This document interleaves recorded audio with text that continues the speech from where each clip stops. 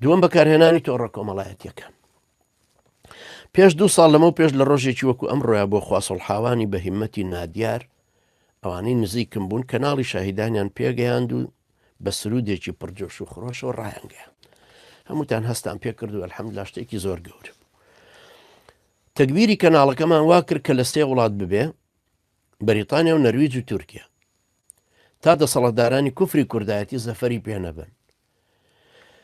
و ئەگەر یەکێک لەم وڵاتەنەوە براوانش بێوێت دای بخان نەتوانێت، چونکە لە 2 وڵاتی تریش هەر بەردەوام بڵاوەکرێتەوە. وەرسێکیشان متفق نابن لەگەڵ یەکە، عادەتەن نەرویج و تورکیا ڕێک ناکەون، یا بەریتانیا و نەرویج یا بەریتانیا و تورکیاش ڕێ ناکەون و حاصل لە پەخشکردنەکە ناکەوێت بە حەول و قووەتی خۆ. وڵاتی چوارەمیشمان احتیاط دانا لە وڵاتەکانی کۆنی ڕۆژهەڵاتی ئەوروپا، وتمان احتیاط ئەویش هەبێت کە ئەگەر هەموو دەستیان بەستین لە هەموو لایەکەوە لێوە بتوانین بە پارە بە ڕەشوە بیکەین ئینشاءڵڵا. بۆیە حکوومەتی مفلیسانی کوردایەتی هەر لە هەفتەی یەکەمی ڕیکلامەکەەوە وتیان مەلاکرەکار بتەمایە کەناڵێکە کاتەوەی تر بوو بە ڕوودا و لەسەری نووسی و ئەوانی تر وە حاصل ڕۆژنامەکان لەسەریان نووسی. 3 وەزارەتی حکوومەتی هەرێ وەزارەتی ناوخۆ و ڕاگەاندنەوە و قاف و نازانم چۆمانەم توڕەهاتانە کۆبوونەوە خۆیان کرد و لە نەتیجە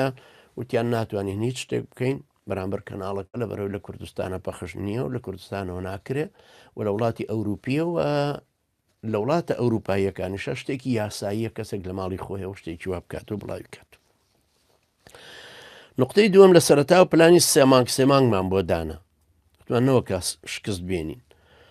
لەگەڵ بەرنامەی ڕۆژانە و هەفتانە. دواتر پشتیوانی دارایی و هوەری و هی خوشکوبرانی ترمان پێگەیشت، پێش بردەتر بوو. ئەجا پلانی 6 مانگانەمان دانا لەگەڵ پلانی 3 مانگانی بەرنمەکان.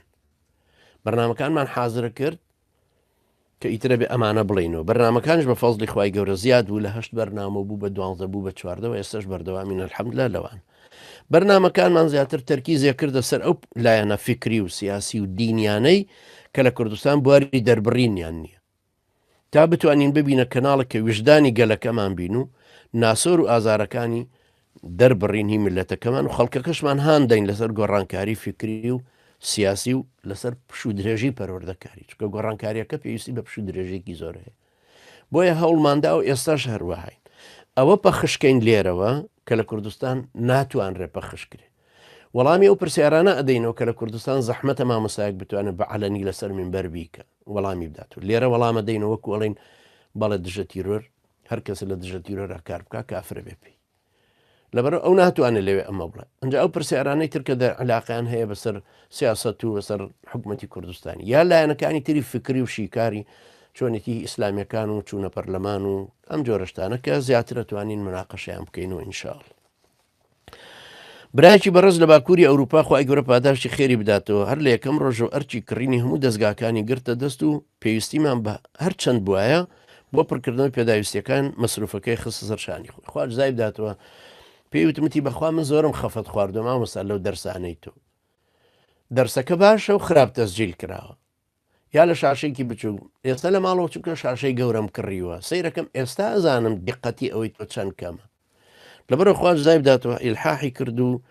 کامێرە و کۆمپیوتەر و دەستگای ئیتیساڵات و ڕەبتکردنیان بە یەکتر و هەموو ئەو جۆرەشتانی نرخوا خێری بنووسێ. تەنانەت هەر وەمزانی گاڵتەژە کەوتی بەخوا مامۆستا فەرشێکی شت بووە نێر وتی ئێ باشە وتم فەرشەکە بۆچی ئەوە دەوری ئەمانە وایە بە تەسەوری خۆشم وەمزانی وتم ێستا ڕەنگە بڵە فەرشەکە لە دوای خۆیەوە دانێوەکو دیکۆر وتینەوەڵا مامۆستا لە بەڕێ فەرشێکی زۆر بە قیمەت و جوانە و من لە ماڵ فەرشێکم ڕاخستو بەخوامێ بۆ تۆشی بنێرم. خوا جزای بدات و فەرشەکەشی نارد بە پۆست هێنایان بۆ ماڵ و بۆ ئۆستلۆ. خاڵێکی تر لەگەڵ زیادبوونی چالاکیەکانمانە بواری پەخشی کەناڵەکەمان لەسەر تەسکە کرایەوە. جگەلەوەی لە کوردستان ڕۆژنامەوان و شارەزای بواری جیاوازەکان هەبوون، حەزیان بە هاوکاریمانە کرد، بەڵام لە ترسی کوردایەتیەوانان و دەستگا ئیرهابیەکانیان لەسەر خەڵکەکە بەتایبەتی لەسەر ڕۆژنامەوانەکان زۆر بوو، نەیانەوێرا نزیکمان بکەون و بۆیە هەرە بوو دوای خوای گەورە احتیمات بکەینەوە سەر خوشک و برانی دەرێ و لە زۆری کارەکان و کەمی کاتەکانمان ناچارە بووین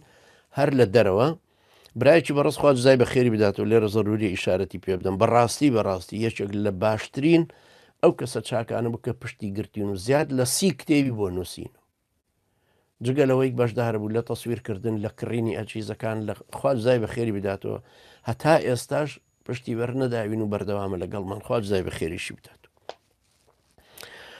ئەجا ناچار بووین لەگەڵەوەی کاتەکان کەمە بۆ چکە لە ئەوروپاش کات زۆر کەمە بڕیارمانداوتمان باشە ئەشێ ئەو کەسانی کە فەنین لەگەڵمانە هاوکار بن موچەیان بدەین یا مەسەرەن ئەمەمان بۆ دیزینەکە هەمەمان بۆ ئیخراجەکە ئەمان بۆ شتێک لێکە مەسەرەن پارێ مقابلی ئەوە زەحمەتەکەی خۆی چەندە بیدەینێ هەر ئەو برا بە ڕێزەی باکووری ئەوروپا خواش زای بە خێری بداتەوە بڕیاری داوتی کاکە من $800 دەم مانگانە بۆ ئەم خزمەتانە ئەگەر ئایا کەسێک دوو کەسێک کەس بە موچە بژیرێ لە کوردستان بە بێدەنگ ئیشەکان بکە یان لە دەرەوە بێ و مانگی 400 یا 500 بدەینێ و ئەو ئیشانە ئەنجام بدە خی گەورە خێری بنووسێ بەڕاستی لەو سەردەمایە دەورێکی زۆر گەورەی بینی ئەویژەوەی کرد ماڵی ئاودان بێ لەگەڵ ئێوە نقطەیەکی تر لە ڕەمەزانی پار کە لایەنگرانی کەناڵەکە لە 150,000 کەس تێپەڕین ڕەنگ هەندێکتان ملاحەزەتان کردوێم ڕۆژانە 1000 کەس زیادیە کرد ئەوەژی تر شتێک نەبوو کە ناحەزانی ئیسلامیش قبوڵیان بێ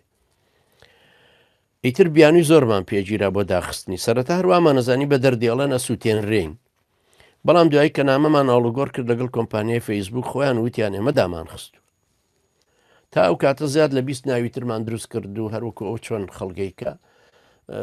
ئیممەلی تازە و ناوی تازە و براگ لە کوردستانی کرێکە لە میسری کرێکە لە ئیماراتێکە لە ئەڵمانێکە لە بریتانیا و هەر جارە و دوایش کە پەخشە کرا لەسەری تەواو داخرایتر ناکرا جارێککە بە دیسان سەر لە نوێیەکە احتیمان بدەین ئیتر کۆتا جارنامەیەکمان بۆ فەیسبوک نار کە حەزەکەین هۆر داخستنەکە بزانین چکە لەوانەیە هەڵەت تێگەیشتنێک هەبێ وتیانە شتیواتان بڵاو کردوەوە کە لەگەڵ سیاستمانە ناگونجێ وتمان ئێمە قسەکانمان ئەمە لۆگۆکەمانە کە بڵاومان کردوەوە کەلیمەی لۆگۆکانیشمان ئەمە معناکانیەتی سێ کەلیمێ دوایی وەسیقەیەکم لە لابوو نامەیەکی وەزارەتی عەدلی ئەمریکی دادی ئەمریکی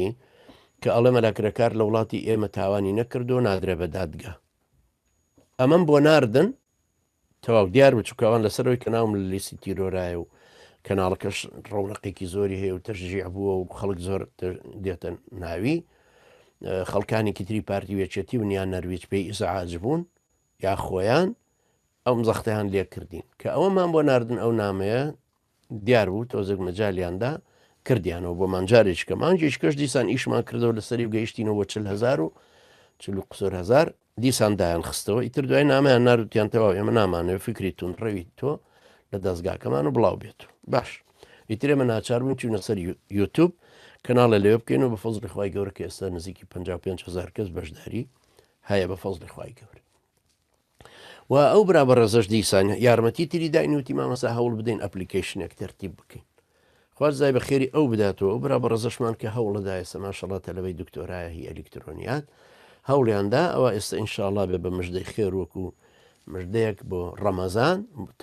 بۆ جەژن ئینشاءڵڵا پێشکەشەکرێ ئومێدەوارم پێشکەش ببێتە ئەو کاتە پێشکەش بکرێ بە حەول و قوتی خوای گەورە و کاتی تر ئەپلیکیشن و ڕەمزێکی هەیە و تۆ پەنجەی پیانەی تو تەواوی تر ئەوانەی کرەکار هەموو یەکرێتەوە دەرسەکان خوتبەکان کتێبەکان نووسینەکان خوێندنی زادی شعر و سرود و ئەم جۆرەشتانە هەرچێکت بێ تایە بێ ئینشاءڵڵا